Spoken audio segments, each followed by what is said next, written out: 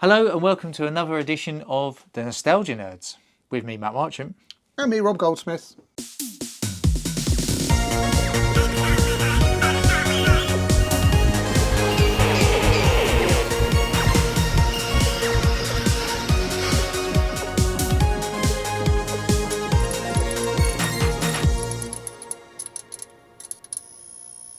Hello again and welcome to part 2 of the Dalek video. Yes. The Daleks have been multiplying, Rob, haven't They they? have, yes. We've now got another one. Well, actually, you've had this one for a while. Embarrassingly, about just coming up to 2 years. 2 years. This was a customer job, and I'll be honest, it sat in the too hard to do pile. I started playing with it, put it to one side, picked it up again, had a bit more of a play with it, ordered some bits and pieces, couldn't get it working, and that's where it sat for about 18 months.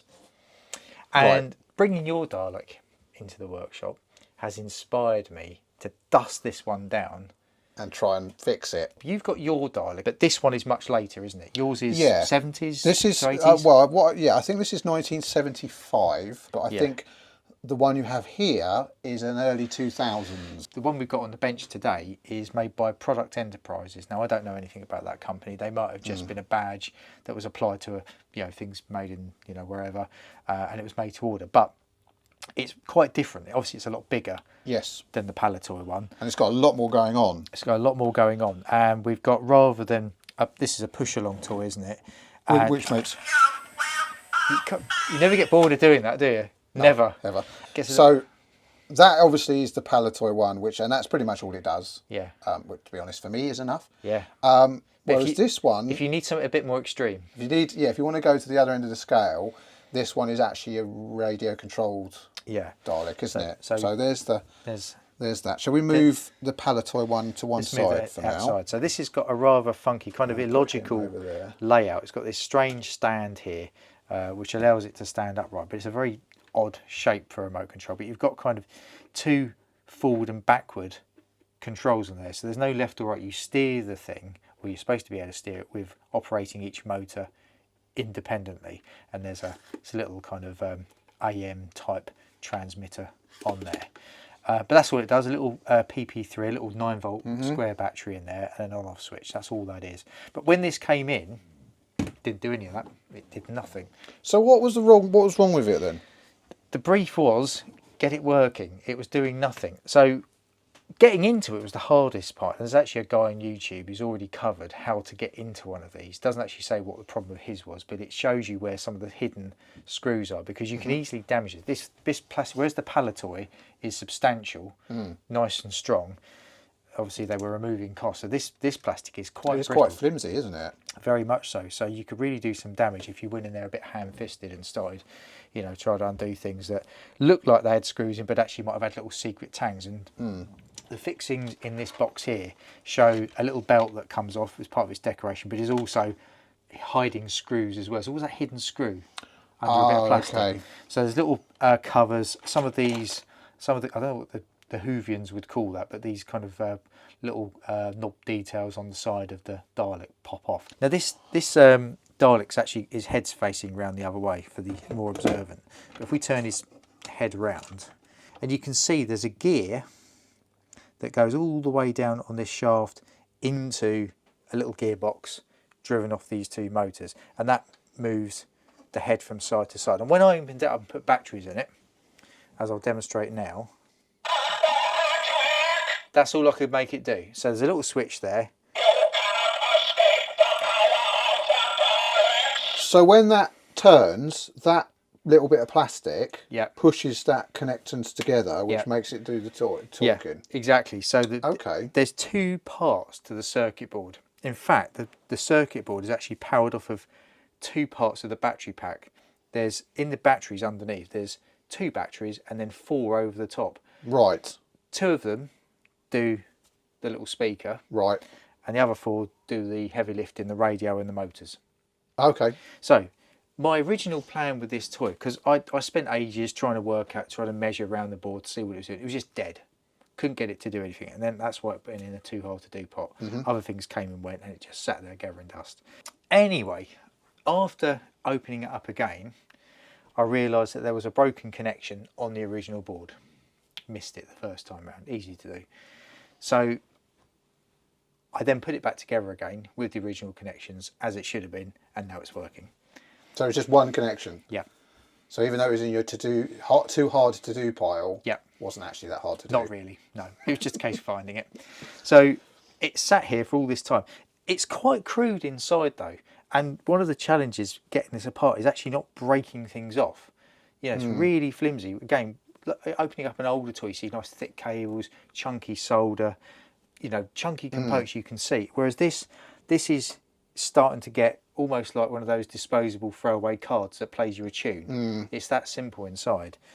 Made to a budget. Made to a budget. You can see like huge sort of blobs of glue gun holding components in, that kind of thing.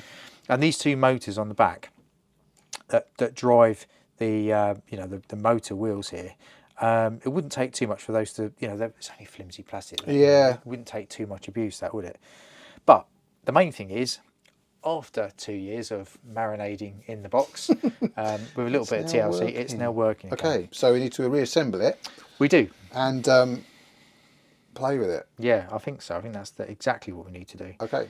So do you know how it goes back together? Nope. It's going to be interesting. So straight away, we've got these 4 screw bits and pieces that go. So we've got to basically put this goes in 2 halves, Rob. So we've got half is on it, screws to the base, this clips into place. It sounds hideous when you're putting it. You think everything's going to break. Okay, because like we said, it does look quite flimsy, doesn't it? So I think you have to kind of get that lined up. Now, what I will say is this head, as it were, has got a cam that lifts up the gun. Oh, no, that's the eye. The eye. Yeah. Sorry. The eye. And it kind of self-corrects. So it's got this spring which relieves tension if it's been stretched too far. Okay. So all we have to do to put this back together again, I've tried a little bit before, is get it facing forward, not round the other way. But it will recover and then sort itself out. And the idea is that this is animated to go up and down while it's as it's going left to right. And as it goes left to right, it operates that switch and talks about exterminating everyone. Yeah, they're kind of known for that. That was rather simple. That was actually, I thought it was going to be a lot more do you know involved in that. This scratch was on it before, that's how it's come, okay. Governor. Well, that's right, it's patina. It's all about patina. So I assume where you've taken these, whatever they're called, off, that's where screws are, is it? That's right. Yeah. So we're going to use the Japanese industry standard screwdriver that I'm still very pleased with. Now we've got these longer screws here which go in these gaps here. So assuming the screwdriver fits down the hole, we'll just screw that in there. So that's in. It is quite crude, isn't it? Yeah. The Daleks appear to have been revised a bit over time, and I don't know if it's the scale, but there's 56 of these dots on this one. Can you remember how many there was on yours? 48. 48. It could just be a scale thing. It could be, but if you actually look, there are a few differences which, when you screw that together, we'll have a look at. But we won't go into too much detail over it. No. But yeah, whether or not it's the same for the actual full-size Daleks, if there's a difference, people will know, because there are a lot of people out there that study these things in great detail. Yeah, and build replicas, some of which I've seen, and some of them which are incredible. Are you hinting at something there, Robert? I haven't got the space for a Dalek. Would be so cool. The TARDIS would be good, but don't cool. Use it as a shed. Or shower or something. Shower in the garden. Right, so that's back in. There are screws that go in the base. 2 of them. I've already put 2 in. Do you want me to hold that a little bit so it doesn't? Yeah. In the original, did they put people inside the original? I know Davros was a person. Yeah, I think there was people inside them, yeah. Moving them around? I think so. Right, so... We're so not knowledgeable about Doctor Who. We've got these little grungets here that go on here. Now, I have to say, they did a pretty good job at camouflaging where the screws are, because actually at first glance you really can't see where they go. No. It's a good job, isn't it? It's been quite well thought out in that respect, hasn't it? Yeah, because obviously you don't want to see screw holes on your Dalek, do you? But there are some covers as well that were really tricky. In fact, I mangled them a little bit. This doesn't cover it. I'll have to put some paint over it or something, or some filler. But these little covers there slide in. Okay. And they were a real pain to get out. They were like stuck in with glue. Oh, right, okay. So yeah, you have mangled them a little bit. But yeah. I suppose you have to get... Well, it was either that or we weren't getting in. Does this cover it up, though? I think it does. But you can see how well that's in there. Yeah. I really had to spend time doing that. But I think that wraps around. So we have to kind of go... It's like a... Like a tutu. Like a tutu, yeah. Does it go like that? I don't know. Right, so I think it goes... Oh, I see. You've got a pin. There's a little pin that goes in there to locate it. And then I'm guessing... I'm not going to touch it. These do change hands for a lot of money though, don't they? We were looking at eBay, weren't we? As we do. And it's really apparent that these things have got a massive following. They have, yeah. It seems to be there's quite a collector's market for them, isn't there? Yeah, totally. I mean, the Palatoy ones go for silly money. But either way, that is it finished, isn't it? So shall we? It is, yeah. So that's back on. Should we boot him up? Yeah. So here's the remote then, and you can do the honours. Let me just move this out of the way. This is where I crash it. Please don't drive it. Oh, there he goes. I'll just have him.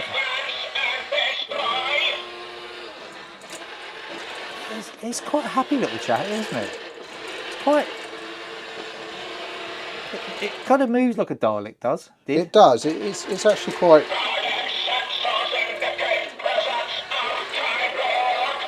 Why did he look at me when he said that? I was going to say, he did, didn't he? He looked straight at you and...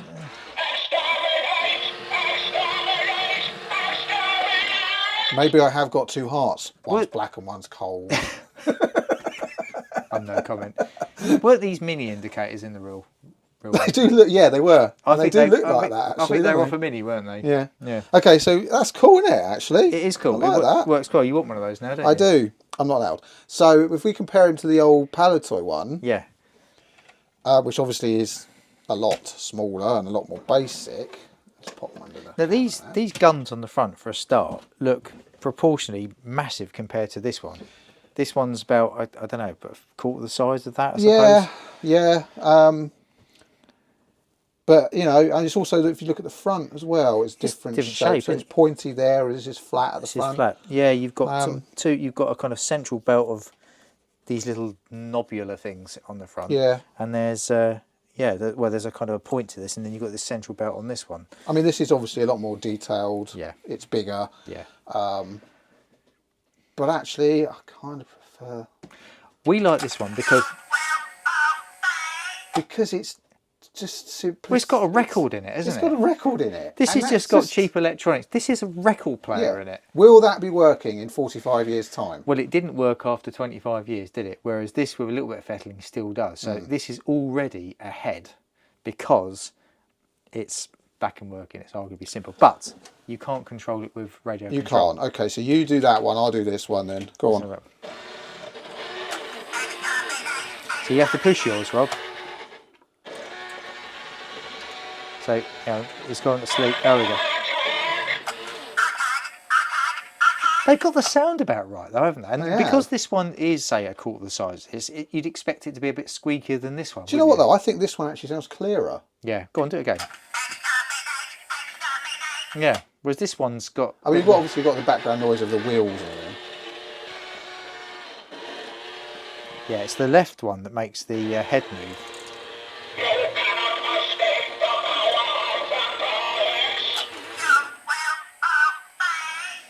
So there we have it. Two, let me turn around so you can see them on the camera. Two Daleks, both operational, both ready to exterminate. Do we need to get hold of a third one, Rob? You can, but mine will come with divorce papers. Well, thanks for watching. And if you like what you've seen, you can like and subscribe to our channel. And we love to hear your feedback, so please use the comment section below. See you next time. See you next time.